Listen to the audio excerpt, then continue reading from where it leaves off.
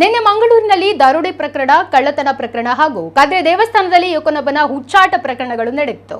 ದರೋಡೆ ಪ್ರಕರಣದಲ್ಲಿ ಚಡ್ಡಿ ಬನಿಯನ್ ಗ್ಯಾಂಗ್ 4 ಆರೋಪಿಗಳನ್ನು ಬಂಧಿಸಿರುವ ಪೊಲೀಸರು ಪಂಪಲ್ನಲ್ಲಿ ನಡೆದ ಅಂಗಡಿ ಕಳ್ಳತನದ ಆರೋಪಿಯ ಸುಳಿವು ಪಡೆದುಕೊಂಡಿದ್ದಾರೆ.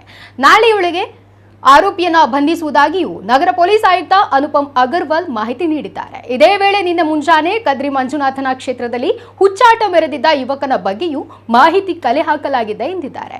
ಕಳೆದ 3 ವರ್ಷದಿಂದ ಆ ಯುವಕ ಮಾನಸಿಕ ಅಸ್ವಸ್ಥತೆಯ ಬಳಲುತ್ತಿದ್ದು ವೈದ್ಯರ ಚಿಕಿತ್ಸೆಯಲ್ಲಿದ್ದಾನೆ. ಈ ಬಗ್ಗೆ ವೈದ್ಯರಿಂದಲೂ ಮಾಹಿತಿ ಕಲೆ ಹಾಕಲಾಗಿದೆ. ಸದ್ಯ ಆತನನ್ನು ಮತ್ತೆ ಆಸ್ಪತ್ರೆಗೆ ದಾಖಲಿಸಿ ಚಿಕಿತ್ಸೆ ನೀಡಲಾಗುತ್ತಿದೆ. ಆದರೆ ನಿನ್ನೆ ಆ ರೀತಿ ಯಾಕೆ ವರ್ತಿಸಿದ್ದಾನೆ ಅನ್ನೋ ಮಾಹಿತಿ ಗೊತ್ತಾಗಿಲ್ಲ ಎಂದು ಆಯುಕ್ತರು ಹೇಳಿದ್ದಾರೆ. ಅದು ಈಗ ಪ್ರಾರಂಭಿಕ ಮಾಹಿತಿ ಪ್ರಕಾರ that person was under mental disorder treatment. So one doctor was treating him and from the last 2-3 years he was there. So after that ನಿನ್ನೆ ಈ ರೀತಿ ಮಾಡಿದ್ದಾರೆ, ಅವರು ಹಾಸ್ಪಿಟಲ್ ಅಡ್ಮಿಟ್ ಇದ್ದಾರೆ. ಸೊ ನಿನ್ನೆ ಇದು ಯಾಕೆ ಮಾಡಿದ್ದಾರೆ ನಾವು ಈಗ ಅವರಿಂದ ತಿಳ್ಕೊಳ್ಳಿಕ್ಕೆ ಪ್ರಯತ್ನ ಮಾಡ್ತಾ ಇದ್ದೀವಿ.